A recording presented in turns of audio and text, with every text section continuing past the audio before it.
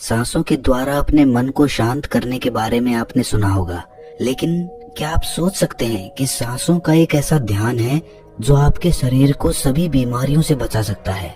देखिए, आप सब लोगों ने कपालभाति, अनुलोम विलोम इनके बारे में सुना होगा। दरअसल कपालभाति या फिर अनुलोम विलोम जैसे प्राणायाम में हम सांसों का इस्तेमाल करके अपने शरीर की शुद्धि करते हैं। कुछ पलों का तूफान पूरे जंगल को हिला सकता है, उसी प्रकार कुछ पलों का सांसों का तूफान आपके रोम रोम को जागृत कर सकता है। सांसों के इस अद्भुत विज्ञान के बारे में महात्मा बुद्ध ने एक कहानी के माध्यम से बहुत अच्छे तरीके से समझाया है।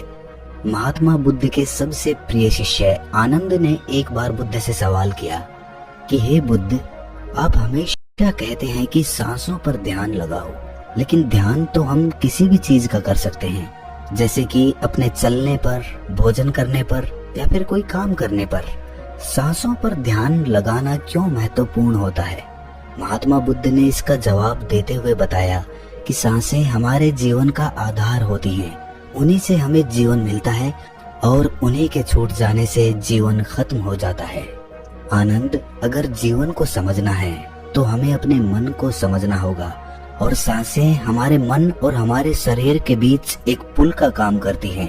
अगर तुम इस पुल पर चलना सीख लेते हो तो तुम अपने शरीर के माध्यम से अपने मन में प्रवेश कर पाओगे। तथागत ने आगे कहा कि तुम ध्यान किसी भी चीज का लगा सकते हो, किसी भी वस्तु का लगा सकते हो, लेकिन सांसें हमारे साथ तीनों पहर रहती हैं, और जब हम सोते हैं तब भी हमारी सांसें ही चल रही होती हैं।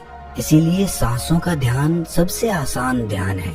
उस ध्यान को तुम कभी भी कर सकते हो, और सांसों के द्वारा अपने मन को समझना ज्यादा आसान हो जाता है, क्योंकि जब हम दुखी होते हैं, परेशान होते हैं, तो हमारी सांसें अलग तरीके से चलती हैं, लेकिन जब हम शांत होते हैं, आनंद में होते हैं, तब हमारी सांसें अलग तरीके से कार्य करती हैं। जब हम गुस्से में होते हैं अथवा डर में होते हैं, तब हमारी सांसें अलग प्रकार से कार्य करती हैं। इसीलिए हमारे मन की भावनाओं को समझने के लिए हमें अपनी सांसों को समझना होगा। जिस प्रकार हमारी सांसें चलेंगी, उसी प्रकार हमारे मन में भावनाएं पैदा होंगी। आनंद ने सवाल किया कि हे बुद्ध, मन की भावनाओं को समझने के लिए हमें सांसों का कौन सा ध्यान करना होगा, और क्या उस ध्यान से मन की भावनाएं काबू में की जा सकती हैं? जैसे मन के अश्लील गंदे विचारों को रोकना हो, गुस्से को काबू में करना हो, या फिर जलन जैसी नकारात्मक भावनाओं से छुटकारा पाना हो। क्या कोई ध्यान ऐसा है जो हमारे मन को शुद्ध कर सकता है? क्योंकि जब तक मन में पवित्रता पैदा नहीं होगी, तब तक ध्यान करने का कोई लाभ नहीं है। लेकिन ना चाहते हुए भी साधक के मन को नकारात्मक भावनाएं घेर लेती हैं, और जो उसके ध्यान में बहुत बड़ी बाधा बन जाती है। तथागत ने कहा कि जो अपनी सांसों को समझ गया, समझो वो बदल गया। इंसान के शरीर में और उसके मस्तिष्क में जितनी भी प्रतिक्रियाएं होती हैं, वो सब उसकी सांसों के चलने के अनुसार पैदा होती हैं। मनुष्य कभी ध्यान ही नहीं देता कि उसका मन उसकी सांसों के अनुसार प्रतिक्रिया कर रहा है।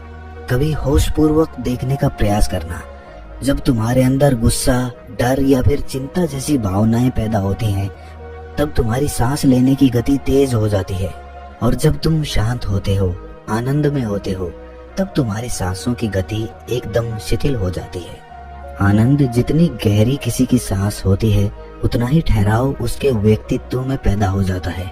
अक्सर तुम देखना कि जो लोग गहरी सांस नहीं लेते हैं, यानी कि छाती से सांस लेते हैं, सांसें उथली उथली रहती हैं, ऐसे लोग ज्यादा दुखी और चिंतित रहते हैं।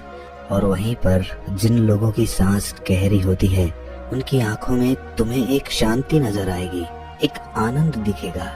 ऐसे लोग किसी भी परिस्थिति में बेचैन नहीं होते हैं, उनका मन हमेशा शांत बना रहता है।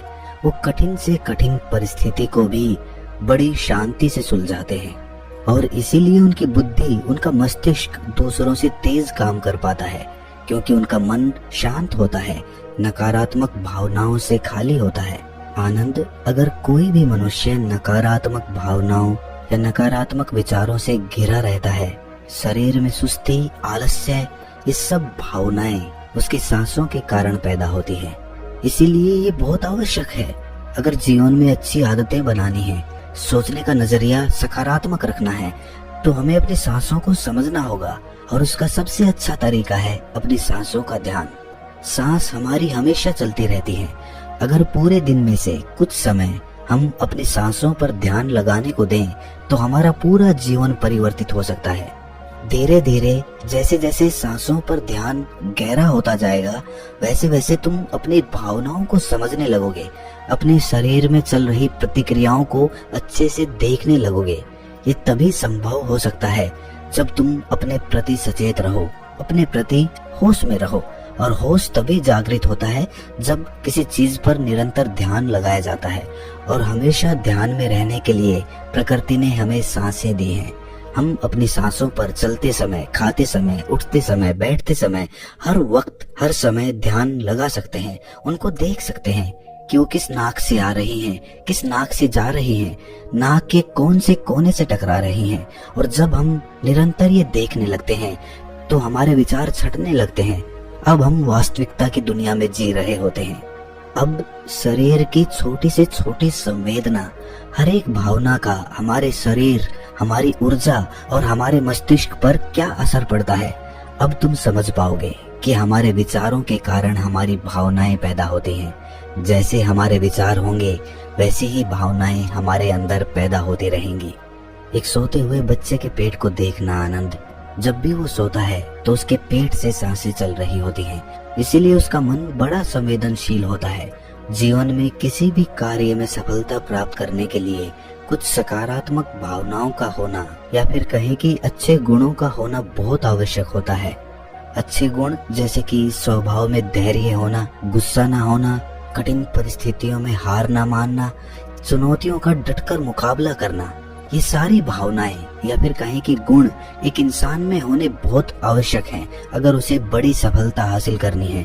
और ये सभी गुण हमारे स्वभाव में हमारी सांसों के द्वारा पैदा किए जा सकते हैं। इनका विज्ञान होता है, लेकिन अज्ञानतावश मनुष्य हमेशा अपने को बाहर से बदलना चाहता है, लेकिन अपने अंतर मन पर कभी ध्यान नहीं देना चाहता, जहाँ से सारा ब्रह्मांड संचालित हो रहा है, जहाँ से आपकी सारी इच्छा पूरी हो सकती है। आनंद ने सवाल किया कि हे बुद्ध, आपने ये तो बताया कि हमारी भावनाएं हमारी सांसों से संचालित होती हैं, लेकिन क्या हमारी सांसें हमारे शरीर को भी स्वस्थ रख सकती हैं? और अगर हाँ, तो उसके लिए क्या तरीका है, कौन सा तरीका है या फिर कौन सा ध्यान है? तथागत ने इसका जवाब देते हुए बताया कि हमारे शरीर के लिए सबसे ज्यादा आवश्यक हमारे रक्त का ठीक तरीके से चलना है। अगर शरीर में रक्त अच्छे तरीके से चलेगा तो हमारे शरीर में कोई बीमारी पैदा नहीं होगी। लेकिन अगर हमारा रक्त दूषित है, उसमें कुछ गंदगी है, तो वो शरीर के दूसरे अंगों को भी बीमार कर देगा। इसीलिए ये सबसे ज्यादा आवश्यक है कि आपका रक्त एकदम साफ हो। और रक्त के साफ होने के लिए सबसे ज्यादा जरूरी सांसें होती हैं। गहरी सांस हमारे रक्त को साफ रखती है। जिस प्रकार हमारे शरीर की खुराक भोजन होती है, उसी प्रकार हमारे रक्त की खुराक सांसें होती हैं। इसीलिए तुम जितनी गहरी सांस लेते हो, तुम पाते हो कि तुम्हारा मस्तिष्क उतना ही शांत, उतना ही शीतल होता जा रहा है, क्योंकि मस्तिष्क में रक्त का प्रवाह बहुत अच्छे से पहुंच रहा है। और इसीलिए मस्तिष्क में दुख, संताप या उदासी जैसे लक्षण कभी पैदा नहीं होते। सुबह सुबह अपनी सांसों के साथ किया गया ध्यान या फिर प्राणायाम हमारे पूरे जीवन को स्वस्थ बना सकता है, सारी बीमारियों को दूर कर सकता है। जो लोग रोज सुबह उठकर ठीक तरह से प्राणायाम करते हैं, उनका पूरा दिन आनंद से भरा हुआ रहता है। कोई दुख, कोई चिंता उनके दिमाग में घर नहीं कर सकती है। याद रहे कि सुबह का किया हुआ ध्यान या फिर प्राणायाम सबसे ज्यादा लाभकारी होता है।